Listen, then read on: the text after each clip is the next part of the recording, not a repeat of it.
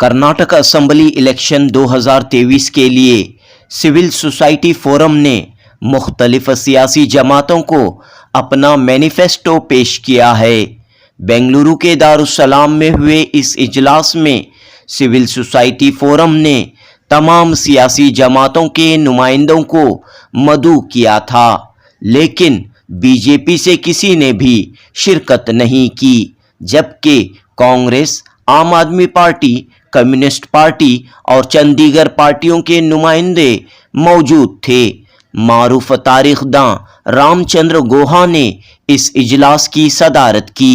सियासी पार्टियों के मंशूर में अवाम के क्या मुतालिबात हों, अवामुन्नास के मसाइल के हल के लिए सियासी पार्टियां क्या इक़दामात करें, इस मुल्क की तहजीब व सकाफ़त, अमन व इत्तेहाद, तामीर व तरक्की के लिए क्या कोशिशें हों, इस तरह कई अहम पहलुओं पर इस इजलास में तबादिले ख्याल किया गया। पेश है जुनूबी न्यूज़ की report. All the major parties were invited: BJP, JDS, Congress, Aam Aadmi Party and the two communist parties.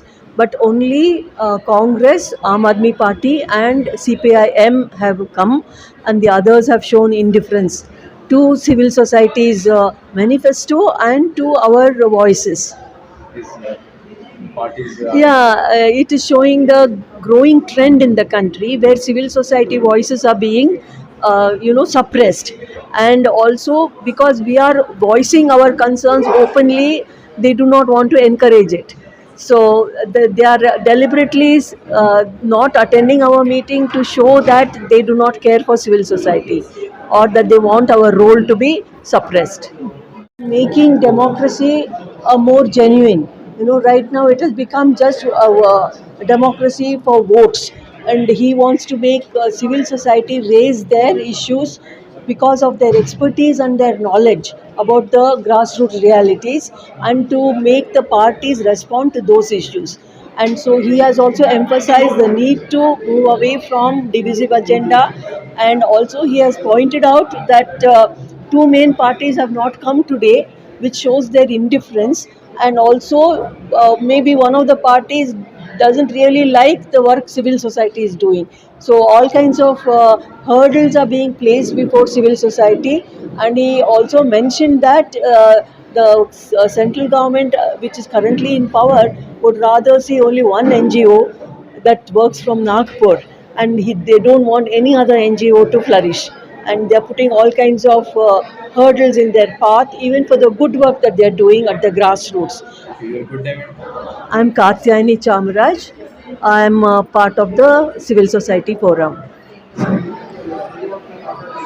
ಈಗ ಘೋಷಿತವಾಗಿರುವಂಥ ಕರ್ನಾಟಕದ ವಿಧಾನಸಭಾ ಚುನಾವಣೆಗೆ ಸಂಬಂಧಿಸಿ ವಿವಿಧ ರಾಜಕೀಯ ಪಕ್ಷಗಳ ಪ್ರಣಾಳಿಕೆಯಲ್ಲಿ ಏನಿರಬೇಕು ಅಂತ ಅನ್ನುವಂಥದ್ದನ್ನು ನಾಗರಿಕ ಸಮಾಜದ ವತಿಯಿಂದ ಸಿವಿಲ್ ಸೊಸೈಟಿ ಆರ್ಗನೈಜೇಷನ್ಸ್ ಏನೊಂದು ಫೋರಮ್ ಇದೆ, ಆ ಒಂದು ವೇದಿಕೆಯಿಂದ ಇವತ್ತು ಸಂಘಟಿಸಿದಂತಹ ಈ ಒಂದು ಸಭೆ ಭಾಳ ಅತ್ಯಂತ ಮಹತ್ವದ್ದು.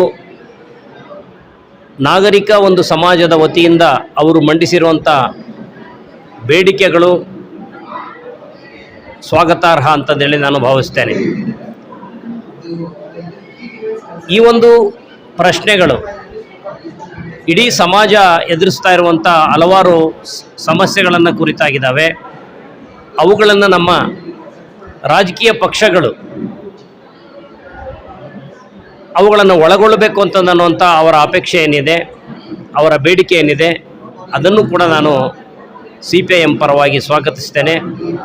ಅಲ್ಲಿರುವಂಥ ಬಹುತೇಕ ಪ್ರಶ್ನೆಗಳು ನಮ್ಮ ಪಕ್ಷಕ್ಕೆ ಒಂದು ಒಪ್ಪಿಗೆ ಆಗಿದೆ.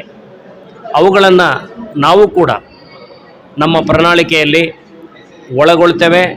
ಮಾತ್ರವಲ್ಲ, ಆ ಪ್ರಶ್ನೆಗಳನ್ನು, ಆ ಬೇಡಿಕೆಗಳನ್ನು ಒಪ್ಪಿಕೊಳ್ಳುವಂತೆ ಮತ್ತು ಅವುಗಳನ್ನು ಈಡೇರಿಸುವಂತೆ ಅಸೆಂಬ್ಲಿಯ ಒಳಗಡೆಯಲ್ಲೂ ಮತ್ತು ಸಮಾಜದ ಒಳಗಡೆಯಲ್ಲೂ ನಾವು ಹೋರಾಟವನ್ನು ಕೂಡ ನಡೆಸ್ತೇವೆ. SY गुरुशांत CPIM राज्य समिति सदस्य। आज जो प्रोग्राम हुआ है वो सिविल सोसाइटी ऑर्गेनाइजेशंस की तरफ से ये प्रोग्राम किया गया है। इसमें काफ़ी सारे ऑर्गेनाइजेशंस आए थे जो पब्लिक मैनिफेस्टो को लेकर डिस्कशंस करने के लिए आए थे। इस प्रोग्राम की ख़ास बात ये रही कि इस प्रोग्राम का इस प्रोग्राम की सदारत जो है वो हिस्टोरियन रामचंद्र गुहा साहब ने इस प्रोग्राम की सदारत की है। और इसमें अलग अलग ऑर्गेनाइजेशन ने अपने अपने जो ख़यालात रहे वो रखे हैं। इसमें एक चीज़ तो ये है कि जिस डेमोक्रेटिक कंट्री में हम रहते हैं, प्रजातंत्र जिसको हम कहेंगे, उसमें लोगों के डिमांड्स जो है वो पार्टी के डिमांड्स बनने चाहिए। लोगों के जो मैनिफेस्टो के जो चीज़ें हैं, यानी उनके जो डिमांड्स हैं, उनको पार्टी तक पहुंचाने के लिए ये प्रोग्राम था। इसमें अलग अलग पार्टी के रिप्रेजेंटेटिव्स भी आए थे जो जिन्होंने इन सारे डिमांड्स को सुना और उसके बाद उन्होंने अपने ख़यालात का इजहार इस प्रोग्राम में किया है। क्या इस प्रोग्राम में बीजेपी को मदऊ किया गया था? इस प्रोग्राम में बीजेपी को भी मदऊ किया गया था सिविल सोसाइटी ऑर्गेनाइजेशंस की तरफ से, लेकिन रामचंद्र गुहा साहब का कहना यह था कि वो लोग इंटेंशनली ऐसे प्रोग्राम में नहीं आते हैं क्योंकि उनको ये पसंद नहीं कि ये जो सिविल सोसाइटी ऑर्गेनाइजेशंस हैं वो मजबूत हों, उनकी डिमांड सुनी जाए। उनको ये पसंद नहीं है, इसीलिए वो लोग नहीं आए। तो क्या डिमांड्स रखे गए हैं आपकी तरफ से सिविल सोसाइटीज़ की जानिब से? इसमें अलग अलग रहे हैं। इसमें महिला संगठन रहे हैं, ट्रांसजेंडर की ऑर्गेनाइजेशंस रही हैं और अलग अलग ऑर्गेनाइजेशंस रहे हैं। मैं जीशान निरंजन आराध्या की तरफ से मैं यहाँ आया हुआ हूँ। निरंजन आराध्या जो एजुकेशनिस्ट हैं, हमने पाफरे के तहत एक एजुकेशनल मैनिफेस्टो बनाया है। उस मैनिफेस्टो के अंदर हमने ये कहा है कि यहाँ की जो गवर्नमेंट स्कूल्स हैं उसकी स्ट्रेंथनिंग होनी चाहिए। यहाँ के गवर्नमेंट स्कूल्स में जो वैकेंसीज़ हैं वो फुल फिल होने चाहिए, क्योंकि 57.57% वैकेंसीज़ जो है गवर्नमेंट स्कूल्स के खाली हैं। तो इन गवर्नमेंट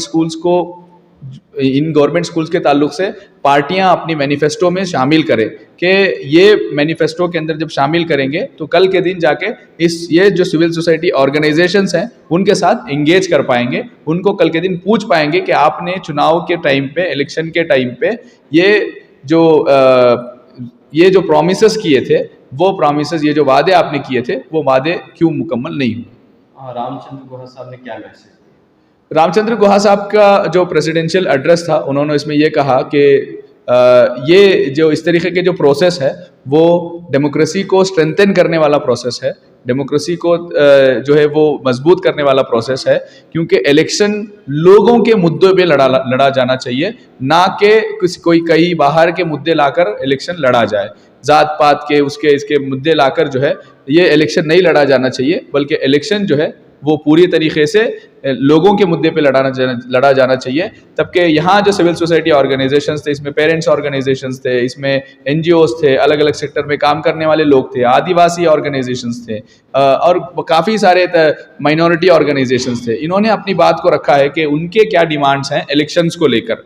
तो इसके लिए सारे पार्टियों ने लोगों के डिमांड सुने हैं। उम्मीद है कि वो अपने मैनिफेस्टोज में भी इन चीज़ों को लाएंगे। जब सरकार बनेगी, जो भी सरकार बनेगी, उस सरकार भी जो है इस काम को करेगी।